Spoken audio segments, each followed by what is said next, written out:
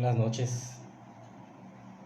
Vamos a empezar la clase de esta noche. Para los que ya se conectaron, vamos a buscar allá en el libro de sumario de doctrina, allá en la página 45 y 46, páginas 45 y 46. Mientras se conectan, vamos a esperar unos minutos mientras se conectan los hermanos, las hermanas. Hoy es una noche así con lluvia, la verdad no da ganas de estudiar, de ver una clase, da ganas de estar acostados viendo la tele, pero Dios nos invita, no, más bien nos exige estudiar su palabra. Por eso estamos aquí. Vamos a continuar en donde nos quedamos la semana pasada.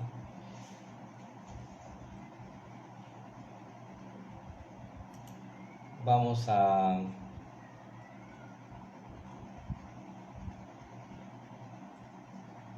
ver unos textos.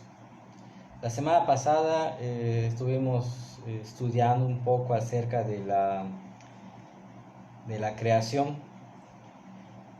Ahora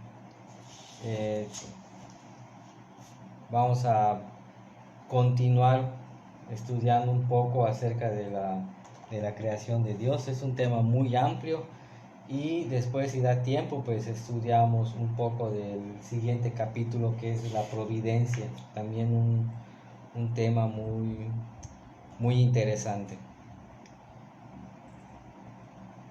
Ahí en el libro, en la página 45, al final de la página hay un título que se llama El tiempo de la creación, ahí en las secciones donde están los textos. Ahí vamos a empezar, allá en el tiempo de la creación. Los dos primeros textos que vamos a estudiar el primero está en Génesis y el otro está en Éxodo. Génesis 1:1, el primer texto, dice así: en el principio creó Dios los cielos y la tierra.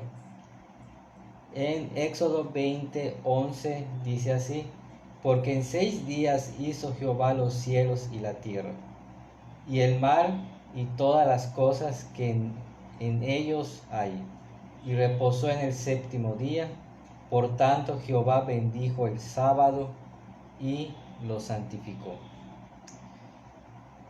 Lo que nos quiere hacer entender el autor del libro cuando menciona el tiempo de la creación y cuando pone esos dos textos, es para que nosotros profundicemos en el tema del día.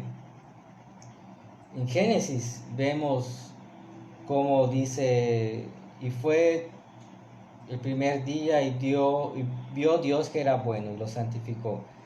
Y luego el segundo día, luego el tercer día. Siempre ha habido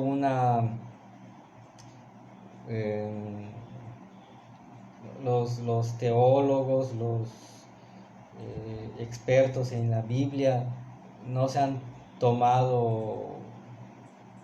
puesto de acuerdo en si esos días que menciona Génesis son realmente días de 24 horas. Como estudiamos la semana pasada, uno de los primeros actos de Dios fue hacer que la tierra empiece a dar vueltas y así haya una sucesión entre día y la noche, como la conocemos hasta hoy, de una sucesión de 24 horas. Bueno, no son exactamente 24 horas, pero Pues así lo tenemos, ¿no? 24 horas. Pero siempre hay esa pregunta de que si son son periodos de 24 horas, lo que dice allá en Génesis 1, parte del 2 también. Hay que empezar dándonos cuenta que la palabra día en hebreo, que vemos allá en nuestras Biblias en español, que vemos allá en los textos que leímos allá en Génesis 1:1 y en Éxodo 20:11,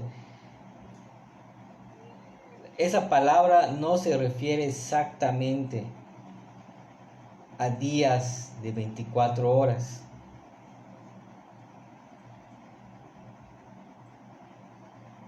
sino que la palabra se refiere o se puede referir a un periodo indeterminado de tiempo.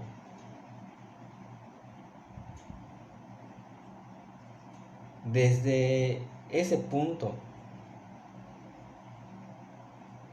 podemos empezar a profundizar más este asunto. Y la conclusión es de que no hay conclusión, o sea, no podemos determinar exactamente cuánto duró los días de la creación allá en Génesis.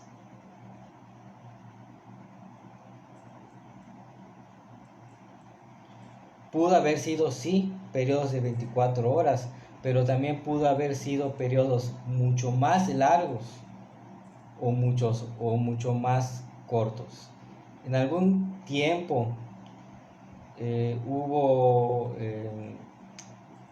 esas ganas de juntar los 6 días de la creación con las eras geológicas. Algunos científicos, algunos que eran cristianos, algunos que no, incluso algunos que no eran científicos, pero sí teólogos o biblistas, perdón, intentaron por algún tiempo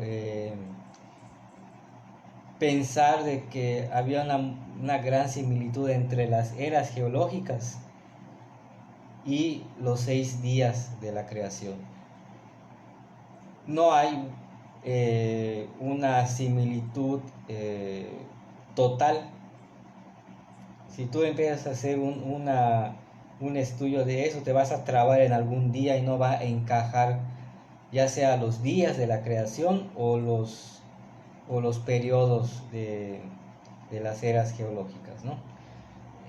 Sí hay algunas cosas que coinciden. Por ejemplo, los científicos dicen que la vida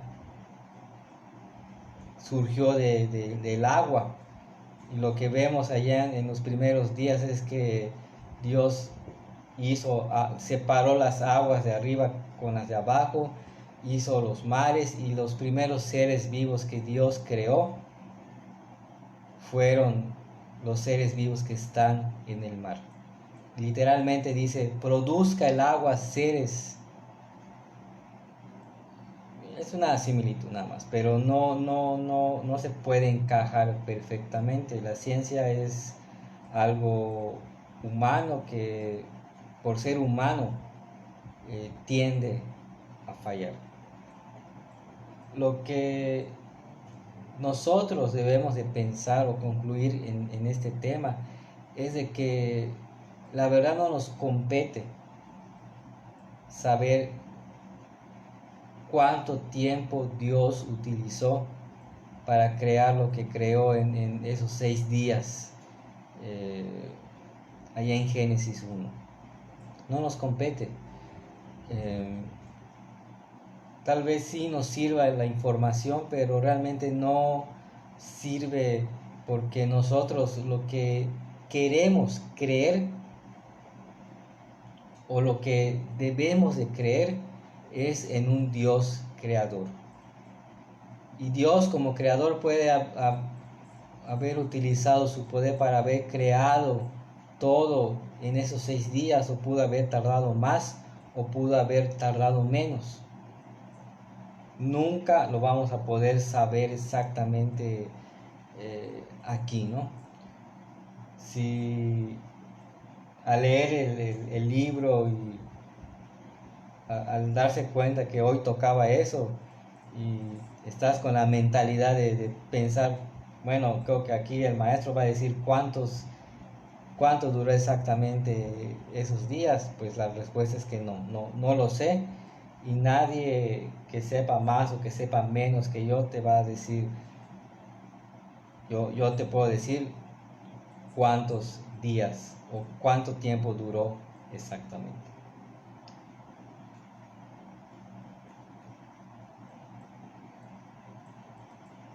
Luego, allá en el libro hay un apartado o un título que se llama para estudio bíblico adicional.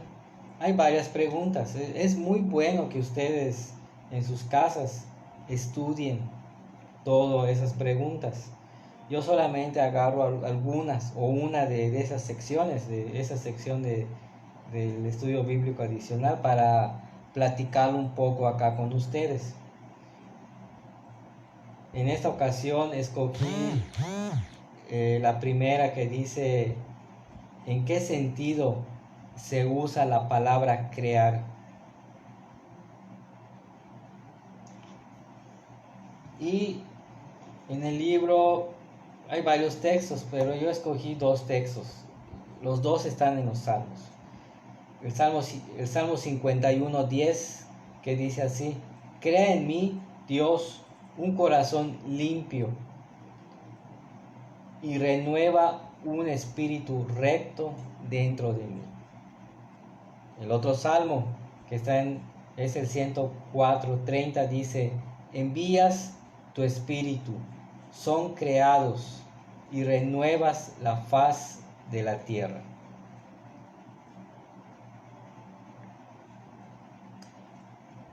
¿En qué sentido se usa la palabra crear en esos textos?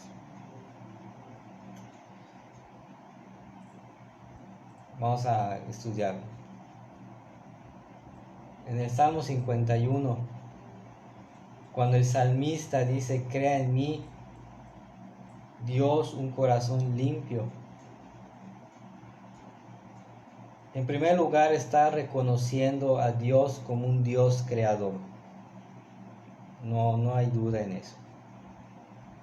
Pero la oración o la plegaria la súplica que él dice ahí en el Salmo, nos da a entender de que él quiere que su corazón sea cambiado. Crea en mí, Dios, un corazón limpio y renueva un espíritu recto dentro de mí. No se refiere a que Dios le dé un corazón nuevo a la persona, como Dios creador lo puede hacer, pero en el sentido de este texto, la palabra crear implica un cambio, una reestructuración total. Por eso la súplica o la plegaria del salmista no es cambia mi corazón o quítame mi corazón y dame otro. En algunos pasajes de la Biblia da a entender ese otro sentido, pero acá no. Acá es de un cambio. Dice, crea en mí, Dios, un corazón limpio. Quiere decir de que el corazón que Él tiene quiere que Dios lo deje, pero que lo cambie. ¿Sí? Tal vez el corazón del salmista en ese momento no era uno adecuado, ¿no? Uno agradable a Dios. Por eso acá dice que quiere que su corazón sea limpio. Y luego agrega, renueva un espíritu recto dentro de mí.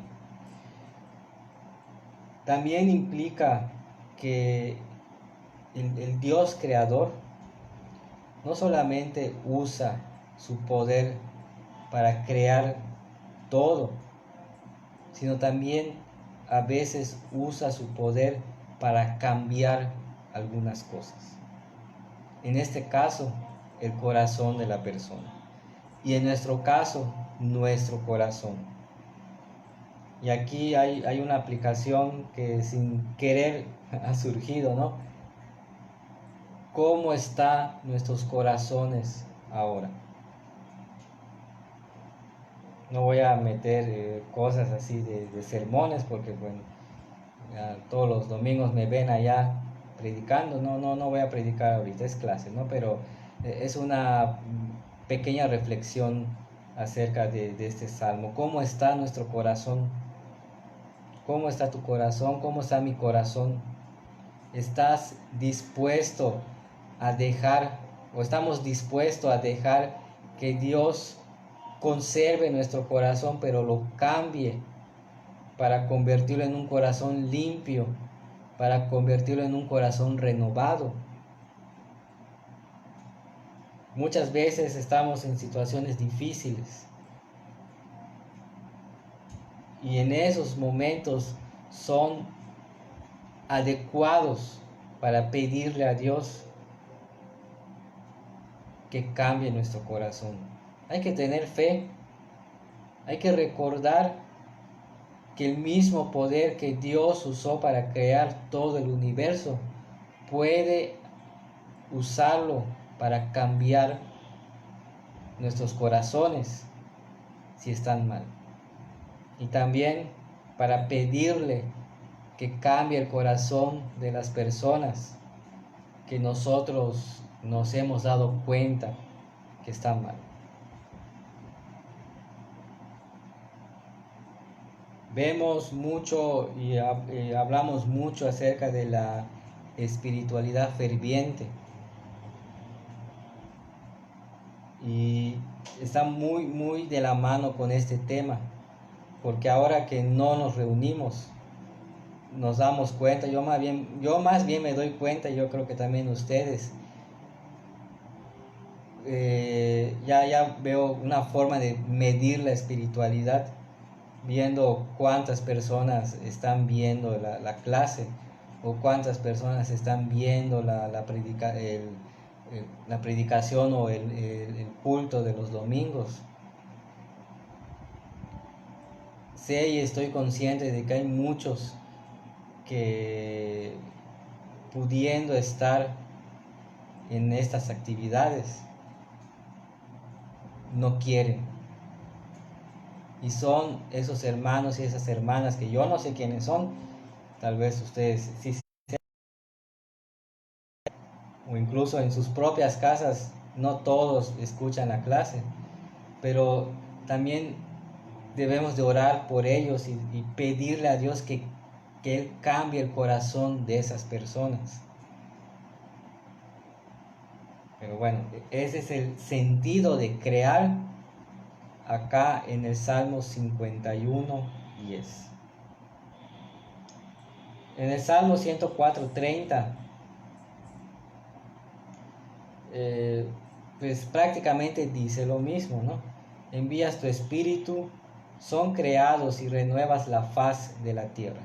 Pero acá no habla, sí habla de renovar, pero aquí el salmista habla acerca de una renovación de la tierra.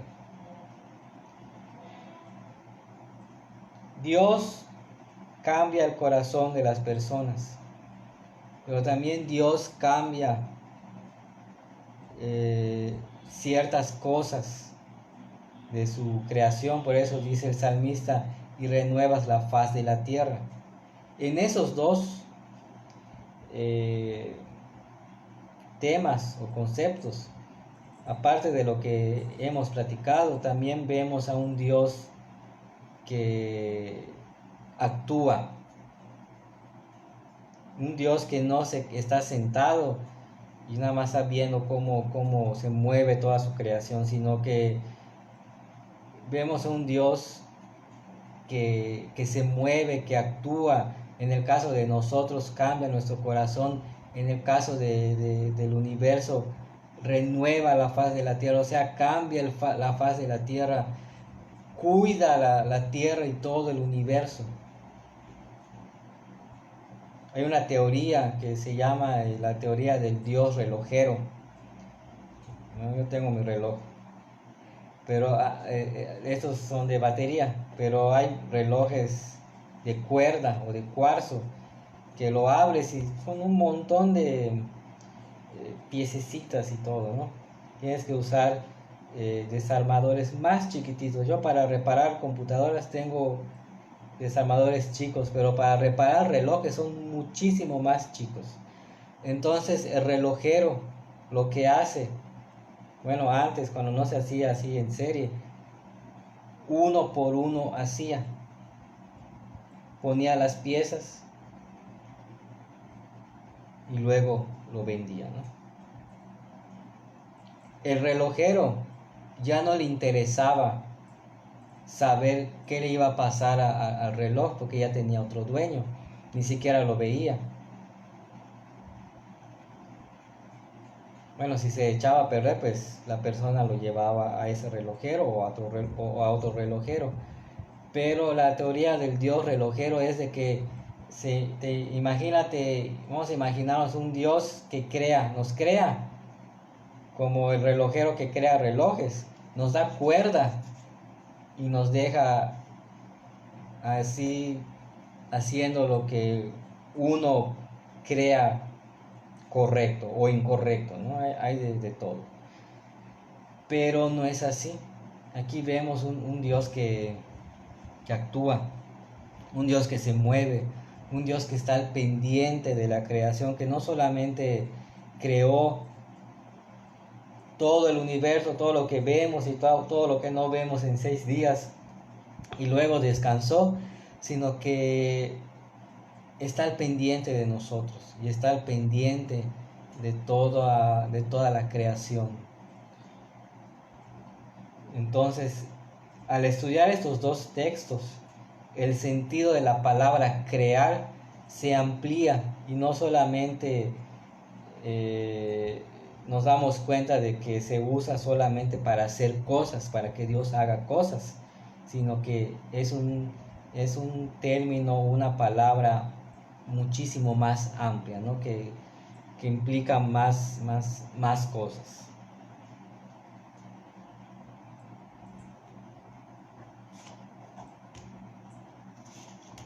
El tema era de la creación, ya terminamos, pero vamos a seguir en el capítulo número 10, que se llama la providencia.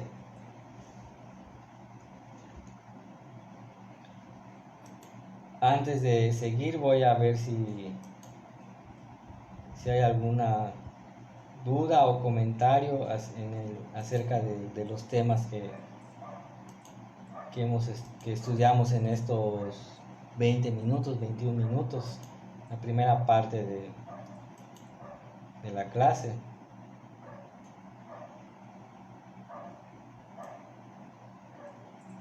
No hay ninguna pregunta. Gracias a los que se han conectado y como dijimos hace rato, vamos a orar, hay que orar para los que no están conectados. Que Dios los moleste para que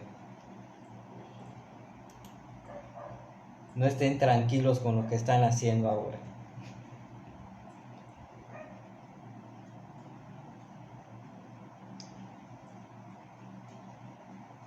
Vamos a ir a la página 49. Página 49.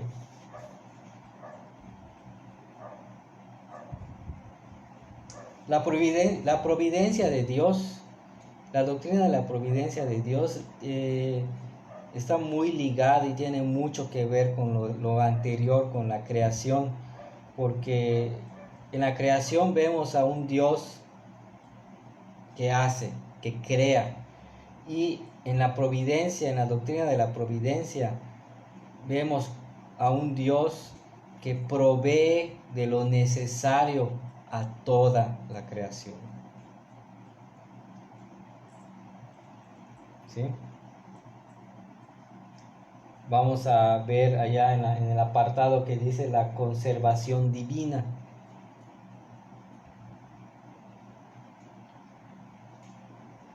Salmo 36:6 dice: Tu justicia es como los montes de Dios, tus juicios abismos grandes. Tú, Jehová, al hombre y al animal conservas.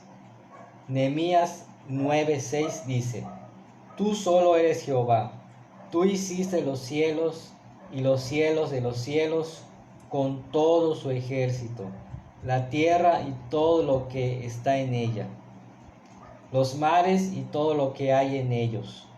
Tú vivificas todas estas cosas, y los ejércitos de los cielos te adoran.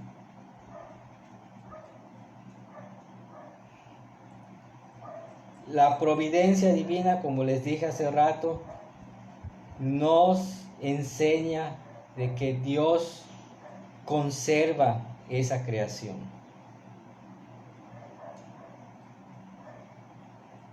El Salmo 36:6 es muy claro en este asunto, porque al final dice: Tú, Jehová, al hombre y al animal conservas. Volvemos al punto anterior de crear, que significa también cuidar, ¿sí? Vemos ahí que Dios cuida al hombre y al animal, a los animales, a la creación, ¿no? Por eso dice conservas.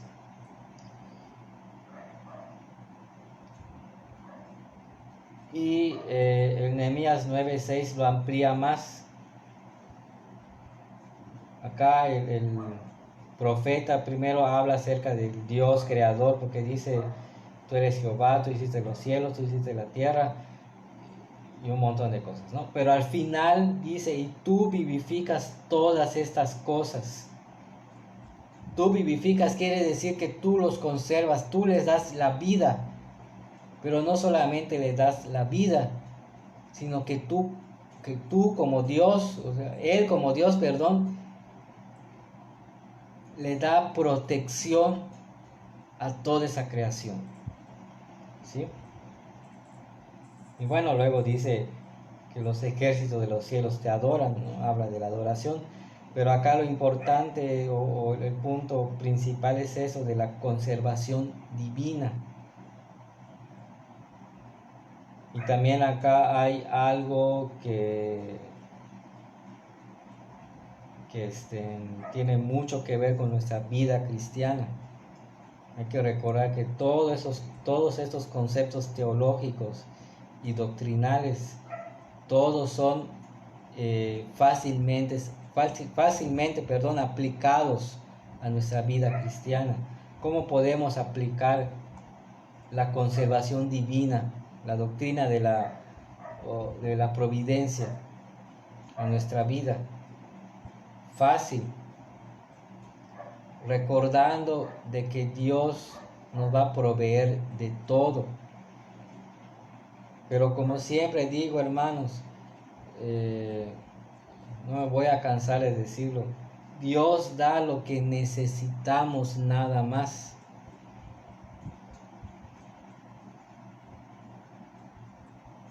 Sí, puse una pausa para que piensen, ¿no? Dios da lo que necesitamos nada más. La providencia divina o la conservación divina no implica de que nosotros le pidamos algo a Dios y Él nos va a dar ese algo que pedimos. No, la providencia divina implica de que Dios nos está viendo, Dios nos está cuidando y Dios nos va a mandar o incluso quitar según su voluntad lo que necesitamos o lo que no necesitamos. Y ahí hay algo también importante: la providencia divina y la conservación divina implica que también Dios quita cosas. Dios quita y Dios pone. Así como Dios puede bendecir, también puede maldecir. Y es decisión de Él, ¿no? Porque dice en una parte, yo bendeciré al que quiera bendecir y maldeciré al que yo quiera maldecir. Bueno, según los mandamientos, ¿no? Según lo que la persona haga. La providencia también es eso, de que Dios da, pero también Dios quita. Y esa última parte es la que a muchos no les... no lo pueden digerir y no lo pueden comprender. Cómo Dios actúa. En la providencia divina, Dios ve tu corazón y Él es el único que va a determinar qué es lo que tú realmente necesitas.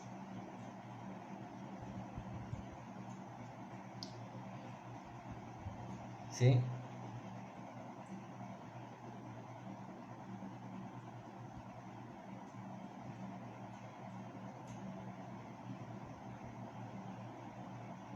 Vamos a ver si alguien ha comentado acerca de este punto. Es muy, muy interesante este punto de la conservación divina. Muy interesante.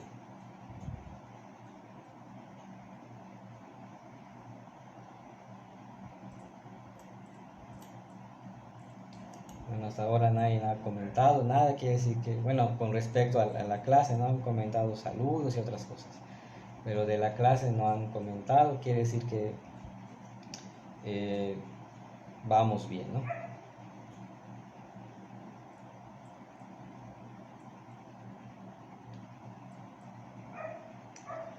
Otro punto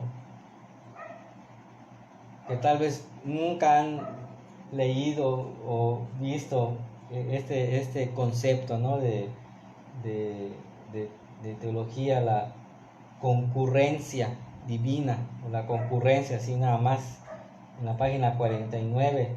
Aquí el autor da varios textos y la concurrencia divina es aquella obra de Dios que implica que Dios coopera con todas las criaturas y hace que obren precisamente tal como Él quiere que obren. Voy a leerlo como dice acá en el libro. Voy a ver en qué página está. Al principio, en la página 47, donde dice la concurrencia divina. Dice que esta doctrina implica que hay causas secundarias en el mundo como los poderes de la naturaleza y la voluntad humana, pero afirma que los tales no actúan independientemente de Dios.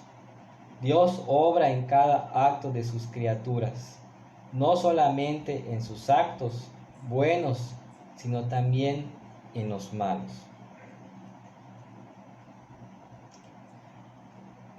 O sea que Dios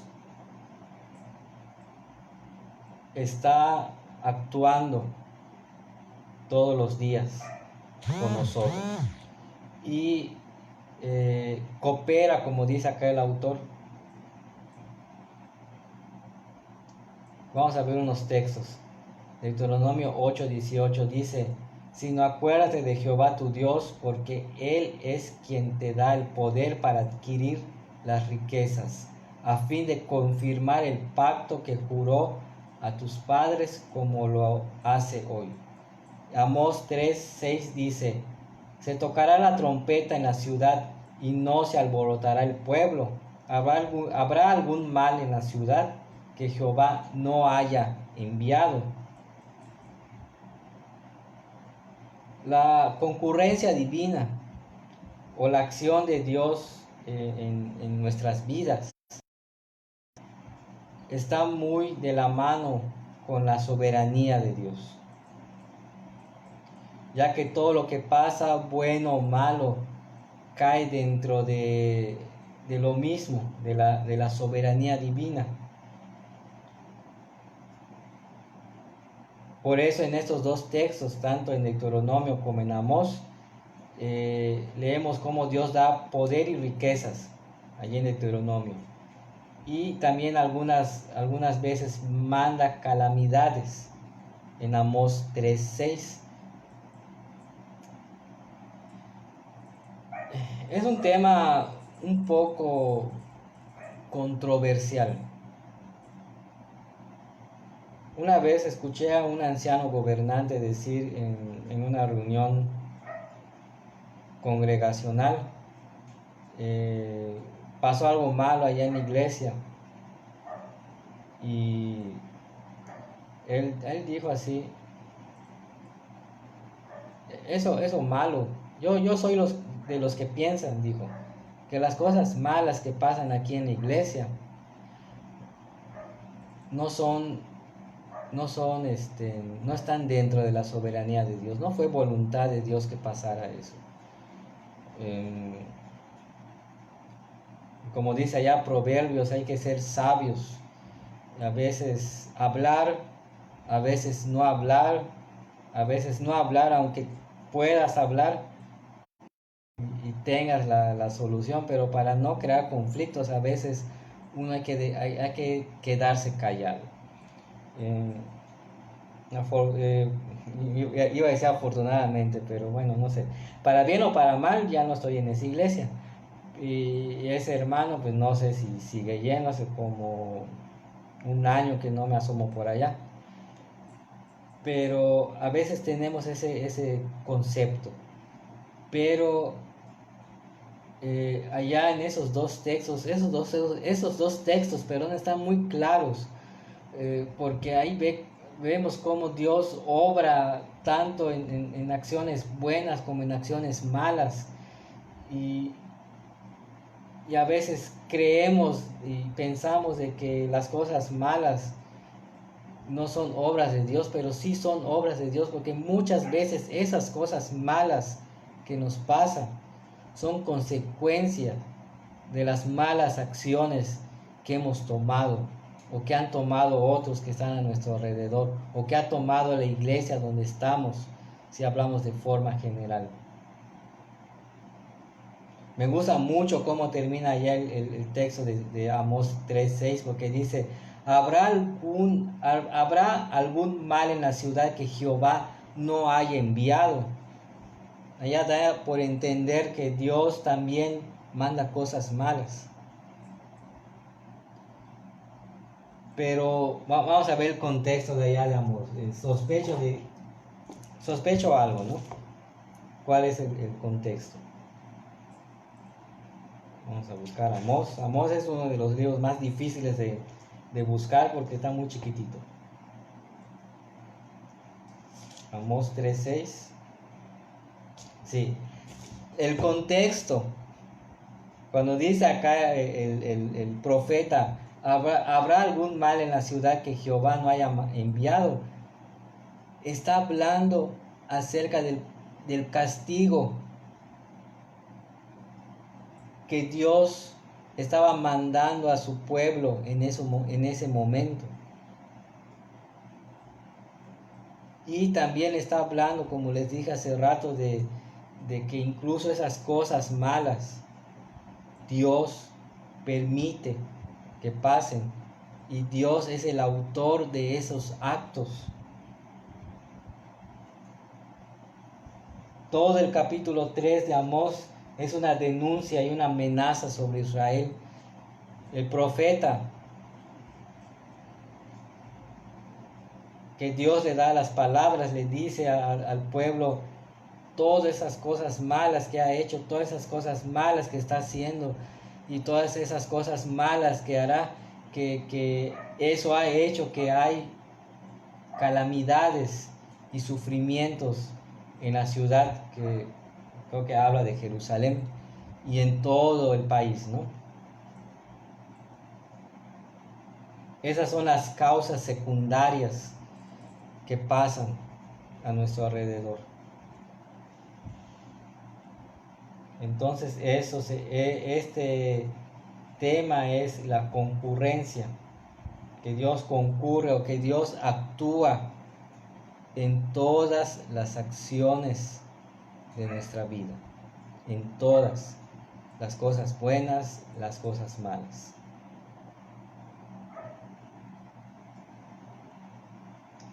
Vamos a ver si hay alguien que ha comentado.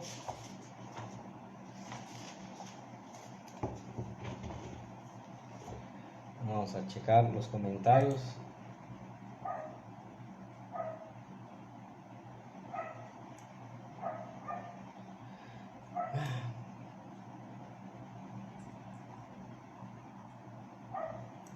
Vamos a seguir, hermanos, vamos a seguir.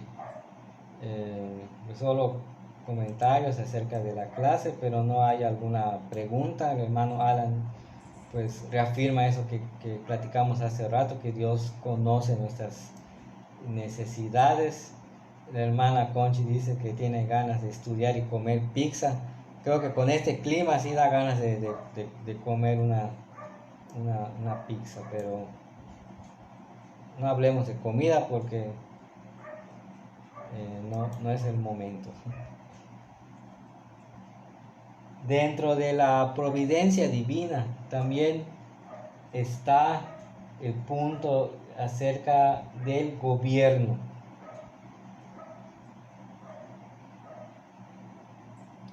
El gobierno divino.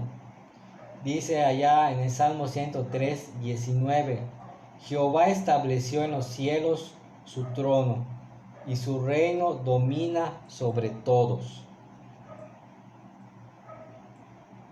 Daniel 4:3, cuán grandes son sus señales y cuán potentes sus maravillas.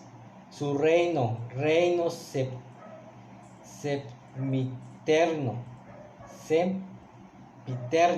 sempiterno, su señorío de generación en generación. Sempiterno quiere decir eterno. El gobierno. En esos dos salmos, aparece Dios como un Dios que establece y domina todos los reinos de este mundo. En Daniel leemos que el reino de Dios es eterno. En los dos podemos darnos cuenta de la superioridad del reino divino por sobre todos los reinos. En otras palabras, dentro de la providencia divina está que Dios provee tanto de su gobierno, o sea, de su poder para gobernar de forma directa, como que también da y controla los gobiernos que existen o que vayan a existir o que han existido aquí en nuestro mundo, ¿no? Y el Salmo 103 es muy claro porque dice que Dios mismo estableció su reino. Dice estableció en los cielos su trono y su reino domina sobre todos, ¿no? Ahí vemos el gobierno divino de Dios, ¿no? Que Dios gobierna y controla todo. Y el Daniel 4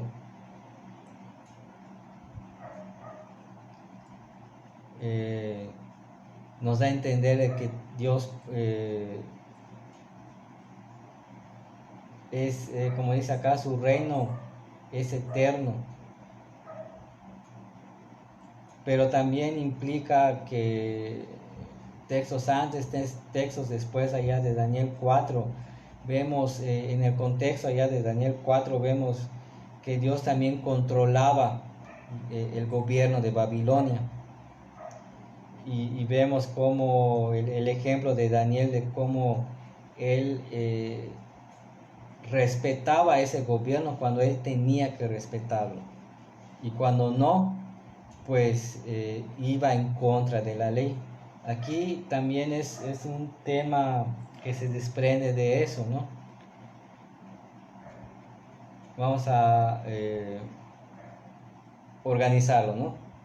El primero, Dios Es un Dios que gobierna todo, ¿no? Salmo 103, 19. Y Daniel habla acerca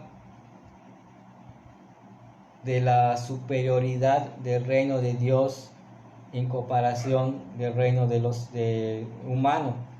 Pero el contexto de Daniel habla acerca de que Dios pone y quita gobiernos. Pero a lo que iba es el ejemplo de Daniel. El ejemplo de Daniel nos enseña de que si el gobierno no, sus ideas no chocan con las ideas o con la doctrina cristiana, nosotros debemos de respetar a ese gobierno. Pero cuando ese gobierno está en contra de el pensamiento cristiano, ahí sí uno se tiene que ir en contracorriente, ¿no? Daniel, como les dije hace rato, en su momento obedecía y era muy respetuoso con el gobierno de Babilonia, con el rey, con los que estaban allá. Pero llegó un momento en que él tuvo que ir en contra de la ley cuando se prohibió la adoración a otros dioses y se tenía que adorar solamente al rey. ¿Sí? Cuando Dios establece su reino, implica de que Dios está en control de todo, pero no solamente el control, sino el cuidado. La iglesia ha vivido en momentos en que en ciertas partes del mundo el gobierno que controla esa parte del mundo no tiene nada en contra del cristianismo y la iglesia sigue. Hay lugares en donde pasa todo lo contrario, pero también la iglesia sigue. ¿Sí? No sé si tienen alguna pregunta con respecto a este punto del gobierno de Dios. Vamos a ver.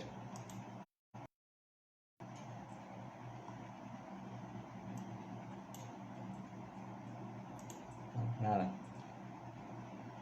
Y también nosotros deberíamos de ser respetuosos y colaboradores con los gobiernos si dicho gobierno no está en contra de nosotros. No solamente protestar porque no nos gusta tal cosa, sino ser como Daniel, ¿no?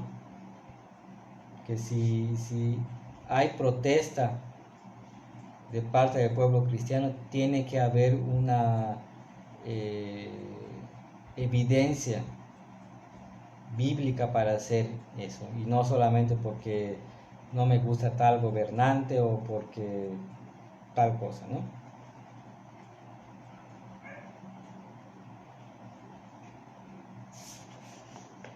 Dentro de la providencia también está, no solamente está la conservación divina, la concurrencia divina, el gobierno divino, sino también existe otro punto dentro de la providencia, que es los milagros y sus propósitos.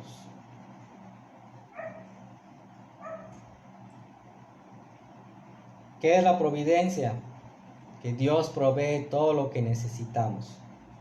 Y como vimos acá en la parte de la concurrencia divina, hay ciertas circunstancias que ocurren para que nosotros, para que la voluntad de Dios se cumpla en nosotros y para que el cuidado de Dios sea aplicado en nosotros. En el caso de los milagros tiene mucho que ver con eso, ¿no? Del cuidado. Vamos a ver Éxodo 25:11 y Salmo 72:18. Éxodo 25:11 dice: ¿Quién como tú, Jehová, entre los dioses? ¿Quién como tú, magnífico en santidad, terrible en maravillosas hazañas? hacedor de prodigios. Salmo 72, 18 dice: bendito Jehová Dios, el Dios de Israel, el único que hace maravillas. Es muy sencillo este punto. Hay varios propósitos en los milagros que menciona la Biblia. Uno de ellos es el propósito didáctico, que creo que lo estudiamos en el curso de los sábados. Otro propósito es demostrar el poder de Dios. Allá en el texto que leímos en Éxodo, vemos cómo Dios es superior a todos los dioses. El contexto de esto es de que cuando acá Moisés dice: ¿quién como tú, Jehová, entre los dioses?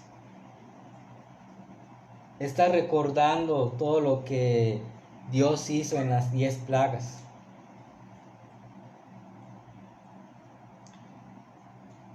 Está enseñando la superioridad de Dios por sobre otros dioses, existan o no, ¿no? Acá da por entender de que sí existen. Pero el caso es de que lo superior, ¿no? Lo grande de Dios o del poder de Dios por sobre todos los dioses. En este caso los dioses egipcios. Hay que recordar que cada plaga significaba un dios egipcio que era derrotado. Y el último dios que fue derrotado, el último dios egipcio que fue derrotado por Dios, fue el mismo faraón que lo consideraban como un dios o como un semidios. Y Dios, a mandar el ángel, que ya habíamos estudiado quién era el ángel, ¿no?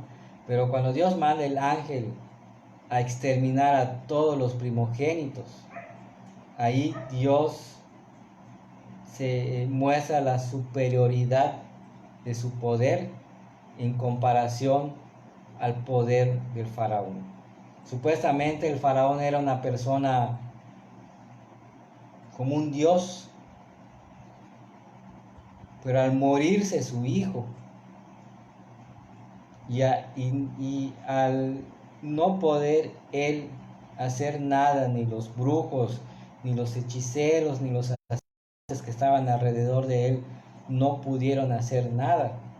Ahí vemos como dice acá Éxodo 25: ¿quién como tú, Jehová, entre los dioses?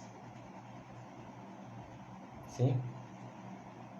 O sea, regresamos a los milagros. Es ese milagro, por ejemplo, ese milagro porque fue un milagro, ¿no? Las plagas de la muerte de los primogénitos.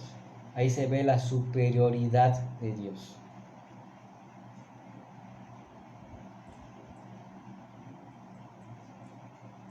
El Salmo 72, 18 amplía más este punto y nos da a entender que Dios no solamente es poderoso, santo y único, sino que también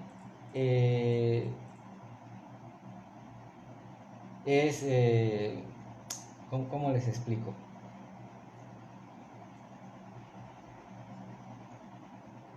Es el Dios único de Israel, ¿no?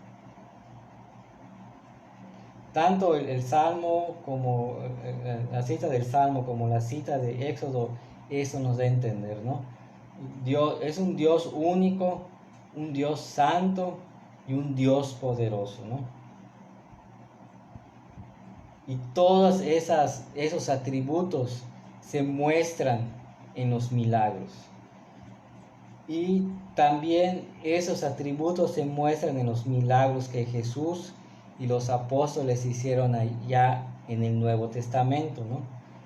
Vemos a un Jesús poderoso, vemos a un Jesús santo y también vemos a un Jesús único cada vez que hacía cada uno de los milagros que están documentados allá en los evangelios, ¿no?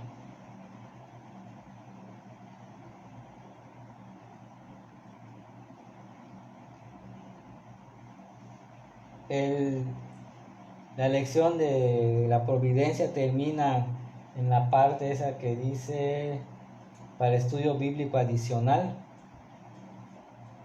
y hay una parte que yo escogí que dice, en la parte que dice algunos ejemplos de la providencia especial.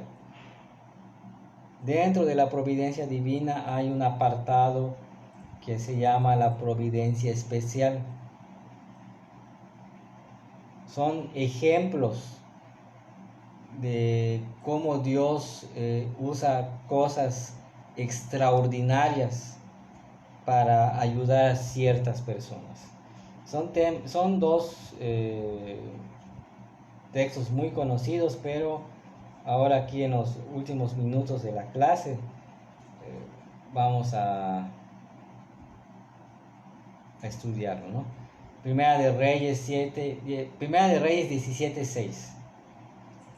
Los cuervos le traían pan y carne por la mañana, y por la tarde bebía del arroyo.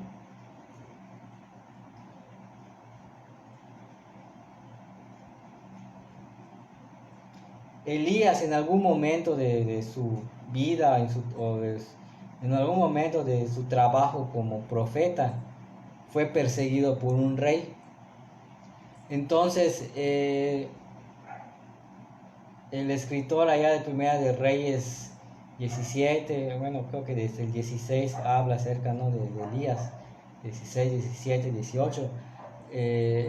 En algún momento él tiene la oportunidad de huir, pero el relato nos habla de que él no tuvo la oportunidad de agarrar algo, no sé, su mochila o algo, o pedirle a alguien que le haga su comida, o él que haga su comida y se vaya, sino que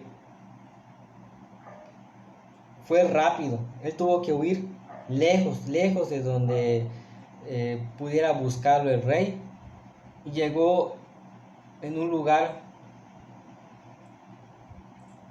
tenía agua de forma natural, pero lo raro, porque no se puede decir de otra forma, ¿no? Dice que los cuervos le traían pan y carne por la mañana y por la tarde.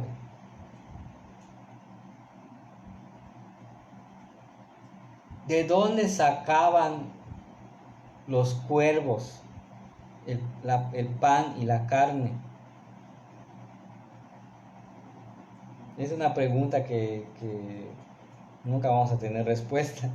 Y cómo los cuervos tuvieron esa iniciativa de darle comida a Elías. Los cuervos, de vez en cuando acá se ven, ¿no? ¿Qué hacen? Comen, pero comen para uno mismo. Si ven a algún animalito, los cuervos comen algunas semillas, algunos reptiles pequeños, algunos bichos, pero toda esa comida es para ellos. Yo no me puedo sentarme acá en el patio y esperar que los cuervos me den comida. Yo tengo que preparar mi comida, o comprar mi comida, o buscar cómo comer. Pero acá vemos esa providencia especial que Dios le proveyó a Elías, de que los cuervos le daban pan y carne por la mañana y por la tarde. Pobre Elías no cenaba, pero yo creo que tenía suficiente carne y suficiente pan para, tal vez no saciarse, pero sí mantenerse vivo por algún tiempo allá en donde estaba escondido. Agua, pues tenía agua, ¿no?